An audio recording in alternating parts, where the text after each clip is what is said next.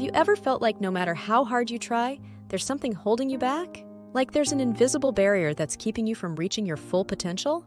Well, you're not alone. Today, we're diving into the 5 greatest weaknesses that every man faces, and more importantly, how you can turn them into your strengths. First up, let's talk about pride. It's great to have self-respect, but too much pride can blind us to our flaws. The fix? Stay humble. Remember, there's always room for improvement, and it's okay to ask for help. Imagine this. Jack, a talented guitarist, always believed he was the best in his town. His skill was undeniable, and his confidence soared with every standing ovation. But as his local fame grew, so did his pride. He stopped listening to his bandmates' ideas, convinced his way was the only way. One day, a renowned music producer attended their gig, impressed by Jack's talent. He offered constructive criticism, suggesting collaboration with other musicians to refine his style. Jack, blinded by pride, dismissed the advice outright, seeing it as an attack on his abilities. Months passed, and Jack noticed fewer people at their shows. His bandmates were frustrated, feeling unheard and stifled. It wasn't until his band decided to part ways that Jack realized his pride had cost him valuable relationships and growth opportunities. He reached out, apologized, and asked his former bandmates for their honest opinions. It was humbling, but it opened his eyes. Together, they worked on a new sound, incorporating diverse influences and techniques. Their next performance was a hit, and Jack learned an invaluable lesson. Humility can be the key to unlocking true potential. So viewers, remember Jack's story. Pride can be a great motivator, but when it turns into arrogance, it can blind us to our own limitations. Stay humble, stay open, and always be willing to learn from others. Your journey to self-improvement never ends, and sometimes the greatest lessons come from the most unexpected places. Next, we tackle procrastination. It's the thief of time, and let's be honest, we've all been its victim. The solution is simple. Set small, achievable goals and reward yourself for meeting them. Alex was an ambitious entrepreneur with big ideas and an even bigger vision for his startup. He had all the tools at his disposal: a solid business plan, a supportive team, and investors waiting in the wings. But there was one problem. Alex was a master procrastinator. His motto? Why do today what you can put off until tomorrow?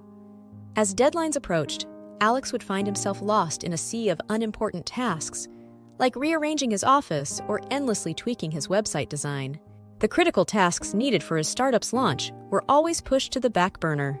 One evening, while working late in the office, Alex stumbled upon an article about the 2-minute rule. If a task takes less than 2 minutes, do it immediately. Intrigued, Alex decided to apply this rule to his work. He started tackling small tasks right away, which built momentum and led him to take on larger tasks. This simple change had a profound effect. Alex began to chip away at his to-do list, and the sense of accomplishment he felt with each small task completed spurred him on. He was no longer the king of procrastination. He was becoming the king of productivity. Months later, Alex's startup successfully launched. It wasn't just the 2-minute rule that made the difference. It was Alex's willingness to recognize his weakness and take action to overcome it.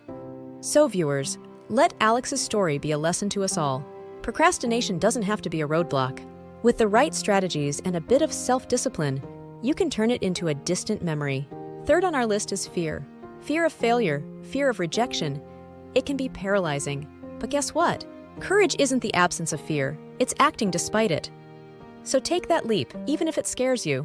Michael was a seasoned rock climber, known in his community for his daring ascents. Yet, despite his experience, he harbored a deep-seated fear of falling. This fear wasn't based on a lack of skill, but rather on a single traumatic experience from his early climbing days when a fall had resulted in a serious injury. Determined to overcome his fear, Michael decided to confront it head-on. He began by climbing easier routes, focusing on perfecting his technique and building trust in his equipment. With each climb, he pushed himself a little further, gradually increasing the difficulty. One day, Michael faced his ultimate test, a challenging climb he had avoided for years. As he approached the crux of the route, his fear surged. But instead of retreating, he paused, took a deep breath, and visualized the moves in his mind. He reminded himself of all the successful climbs he had completed since his fall, the strength he had built, and the safety measures in place. With renewed determination, Michael ascended the route, moving with precision and confidence.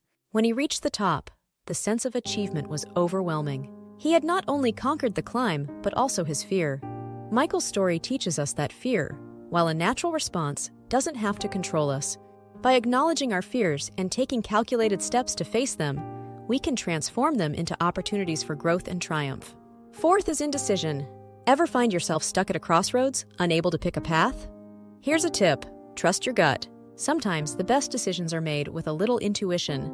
Lucas was a gifted chef with a flair for creating innovative dishes. His dream was to open a restaurant that fused traditional recipes with modern gastronomy. However, when it came to making key decisions about his restaurant, Lucas found himself frozen, unable to choose a location, a menu, or even a name for his dream venture. The options overwhelmed him, each seeming as viable as the next. His indecision wasn't due to a lack of knowledge or passion, but stemmed from a deep fear of making the wrong choice and failing before he even began. One evening, while experimenting with new recipes in his kitchen, Lucas had an epiphany. He realized that his indecision was a bigger threat to his dream than any wrong decision could ever be. He decided to trust his instincts and chose a cozy corner spot in a bustling part of town. He named his restaurant Fusion Corner, reflecting his culinary philosophy. The day Fusion Corner opened its doors, Lucas felt a rush of excitement and terror.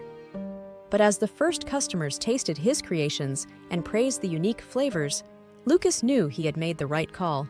His restaurant quickly became a local favorite, and Lucas's decision to follow his intuition paid off. Lucas's story is a powerful reminder that sometimes the best decision is the one made with confidence and heart.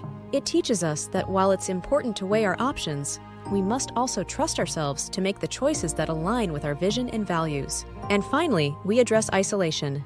We're social creatures, yet sometimes we choose to go it alone. The fix? Reach out and connect. Build a network of support, because together we're stronger. Ethan was a successful freelance graphic designer, admired for his creativity and independence. He prided himself on his self-sufficiency, often working long hours alone to meet client deadlines. But over time, Ethan began to feel disconnected, not just from others, but from his own passion for design. He realized that his isolation had stifled his creativity. Without new perspectives and collaborations, his work had become monotonous. Ethan knew something had to change. He reached out to fellow designers, joined a local creative co-op, and started attending workshops. The change was immediate and profound. Sharing ideas and receiving feedback invigorated Ethan. He found inspiration in the collective energy and diverse artistry around him. His designs gained new depth and vibrancy, reflecting the power of community and collaboration. Ethan's story is a testament to the strength found in togetherness. It reminds us that while solitude can be valuable, it's the connections we make with others that truly enrich our lives and work. So, there you have it, folks. The 5 weaknesses and how to conquer them. If you found this video helpful, smash that like button and hit subscribe for more content like this. Got any thoughts or personal experiences to share? Drop a comment below. We love hearing from you.